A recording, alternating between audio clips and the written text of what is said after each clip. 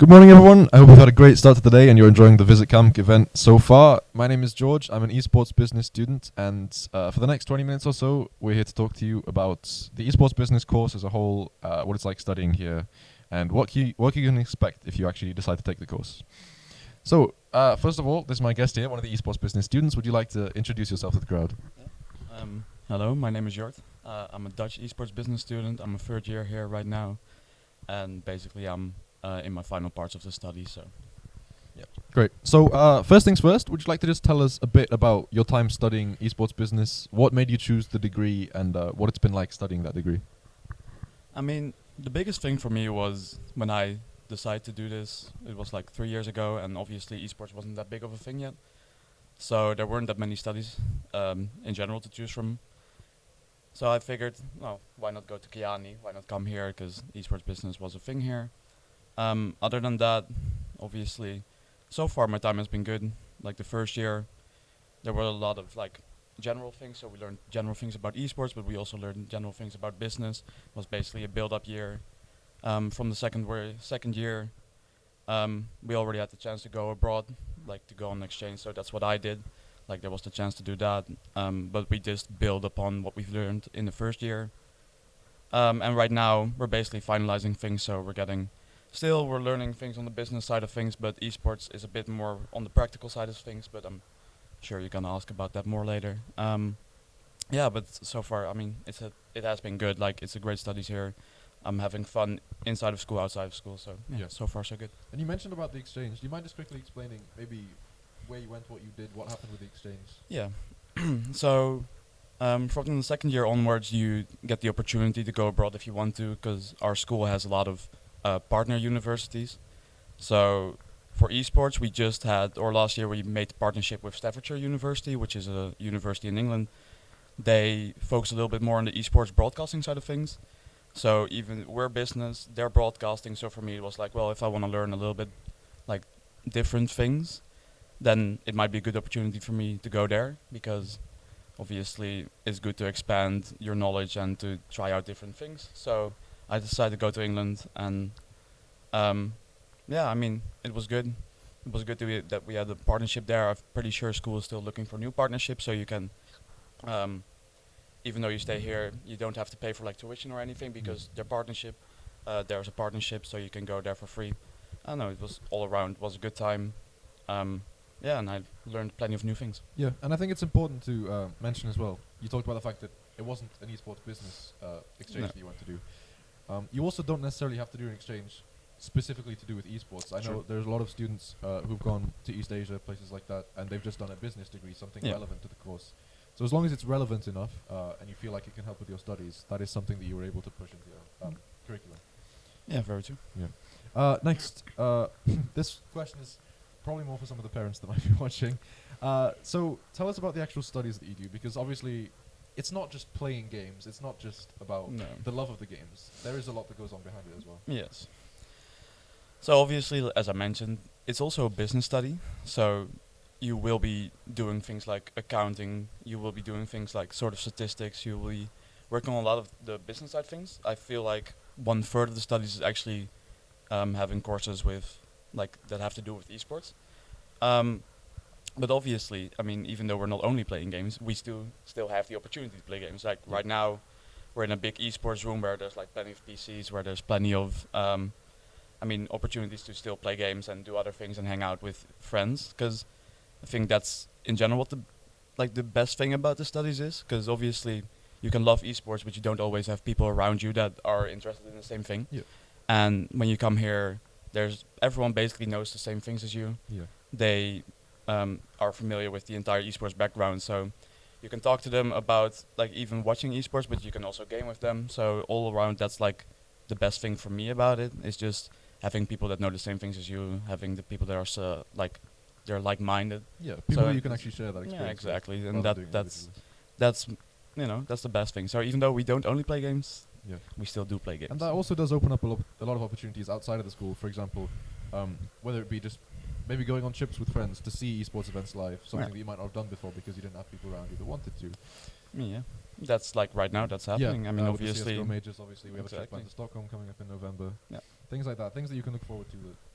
can happen just with people from the actual school. Yeah. Right. So next, would you mind sharing some examples of the actual practical work that you do, rather than the theory that you just talked about? I mean, so in the beginning of the studies, there wasn't that much practical, like, things you were able to do. But in the second year, we started something called the esports, the Kamp Esports Club. So basically, all we would do is on Fridays we would try to get as many as many people as possible together to play games in the esports room.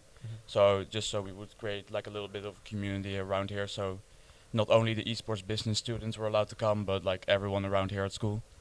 And that kind of evolved into our own into our own like esports organization. So right now, I know many, or like I think like 15 people of our studies are working in the esports organization com.gg.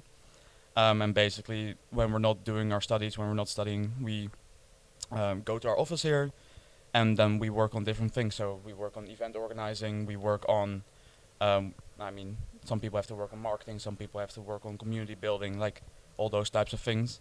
So that's like the biggest practical thing we can get, because obviously learning the theory is good and fun, but you still want to do something with it. And the fact that you have the opportunity here to already join a small esports organization that looks good on your CV, that's good for your LinkedIn. Like it's good to already have some connections once you actually want to go look for a job later on. So I don't know, I think that's like, I mean, it's perfect. Like it gives you some real life experience to go on, and then later on you can apply that to your Of job. course, it's very much oriented towards you actually finding a career path for the future or something to do, Absolutely. rather than just being full theory, full study, and then maybe not necessarily having the connections in life or knowing what you want to do afterwards. Right, so we're going to give you a quick little break now because I want to introduce some people that have been working behind the scenes. So coming to join us now are Heikki and Hendrik. We've got a staff member from Camp.gg and a staff member from Keck.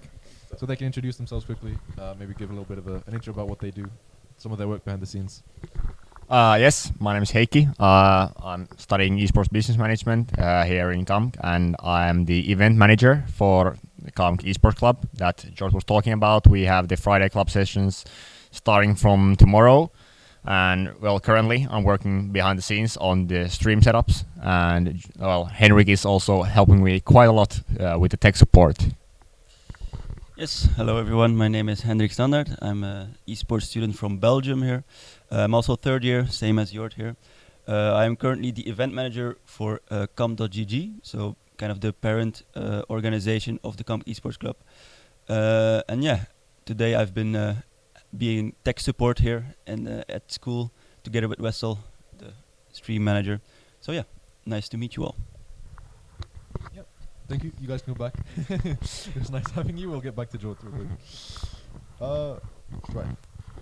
So, just to kind of round this all off, can you explain to us maybe something about the organizations that you've worked with, or some of the places that people might have experience with? Basically, places that you can go outside of the university where you can get work experience, where you can get placements, where you can get exchanges, anything like that.